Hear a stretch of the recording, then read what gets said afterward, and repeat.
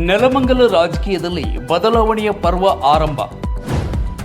ಶಾಸಕ ಶ್ರೀನಿವಾಸ್ ಅವರ ಕಾರ್ಯಗಳಿಗೆ ಮನಸೋತ ಜನತೆ. ಜೆಡಿಎಸ್ ತೊರೆದು ಕೈ ಹಿಡಿಯಲಿದ್ದಾರೆ ಹಲವು ನಾಯಕರು. ರಾಜ್ಯ ರಾಜಕೀಯದಲ್ಲಿ ಹಲವು ವಿಭಿನ್ನತೆಗಳನ್ನು ನೀಡಿದ ಕ್ಷೇತ್ರ ನೆಲಮಂಗಲ ವಿಧಾನಸಭಾ ಕ್ಷೇತ್ರ. ಇದೀಗ ಈ ಕ್ಷೇತ್ರದ ನಾಯಕ, ಕ್ಷೇತ್ರದ ಶಾಸಕ ಶ್ರೀನಿವಾಸ್ ಕಾಂಗ್ರೆಸ್ನಿಂದ ಸ್ಪರ್ಧಿಸಿ ಶಾಸಕರಾಗಿ ಆಯ್ಕೆಯಾಗಿರುವ ಶ್ರೀನಿವಾಸ್ ಅವರು ಹಲವು ಅಭಿವೃದ್ಧಿ ಕಾರ್ಯಗಳನ್ನು ಮಾಡುವ ಮೂಲಕ ಜನಮನ ಗೆದ್ದಿದ್ದಾರೆ.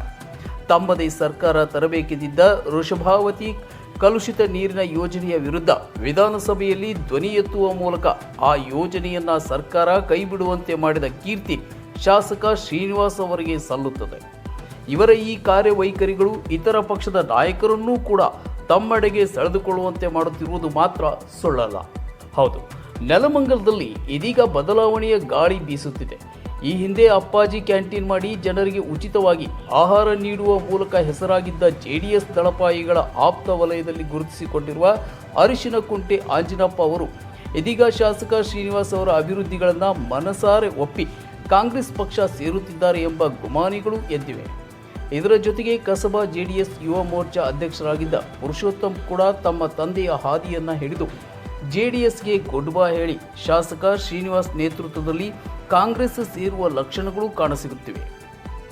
ಇಷ್ಟಲ್ಲದೆ ಶಾಸಕರನ್ನ ಒಪ್ಪಿರುವ ಅದೆಷ್ಟೋ ಮುಖಂಡರು ಇದೀಗ ಕೈ ಹಿಡಿಯಲು ಮುಂದಾಗಿದ್ದಾರೆ. ಈ ಗಾಳಿ ಸುದ್ದಿಯಾಗಲು ಪುಷ್ಟಿ ನೀಡುವಂತೆ ಇತ್ತೀಚೆಗೆ ಪುರುಷೋತ್ತಮ್ ಅವರು ಶಾಸಕ ಶ್ರೀನಿವಾಸ್ ಅವರ ಎಲ್ಲ ಕಾರ್ಯಗಳಲ್ಲಿ ಕಾಣಸಿಗುತ್ತಿರುವುದು ಹಾಗೂ ಸಿಎಂ ಡಿಕೆ ಶಿವಕುಮಾರ್ ಅವರು ಇವರಿಗೆ ಹಾರ ಹಾಕಿದ್ದಾರೆ. ಒಟ್ಟಿನಲ್ಲಿ ನೆಲಮಂಗಲ ರಾಜಕಾರಣದಲ್ಲಿ ಒಂದು ಭಾರೀ ಬದಲಾವಣೆಯುವ ಎಲ್ಲ ತಯಾರಿ ನಡೆಯುತ್ತಿದ್ದು, ಶಾಸಕರ ಅಭಿವೃದ್ಧಿ ಕಾರ್ಯಗಳೇ ಈ ಬದಲಾವಣೆಗೆ ಒಕ್ಕಲಿಗರ ಒಗ್ಗಟ್ಟಿಗೆ ಕಾರಣ ಎಂಬುದು ತಿಳಿದುಬಂದಿದೆ. ಇನ್ನು ಶಾಸಕ ಶ್ರೀನಿವಾಸ್ ಅವರು ಡಿಕೆ ಶಿವಕುಮಾರ್ ಅವರ ಪದಗ್ರಹಣದ ಸಮಯದಲ್ಲಿ ಸುಮಾರು 12 ಲಕ್ಷ ಲಾಡುಗಳನ್ನು ವಿತರಿಸಿದ್ದರು. ಇದೀಗ ಈ ಪಕ್ಷ ಸೇರ್ಪಡೆ ಕಾರ್ಯಕ್ರಮ ಯಾವಾಗ, ಏನೆಲ್ಲ ನಡೆಯಲಿದೆ ಎಂಬುದನ್ನು ಇನ್ನು ಕಾದು ನೋಡಬೇಕಿದೆ. ಪೊಲಿಟಿಕಲ್ ಬ್ಯೂರೋ, ಕರುನಾಡ ಕೇಸರಿ ನ್ಯೂಸ್, ಬೆಂಗಳೂರು.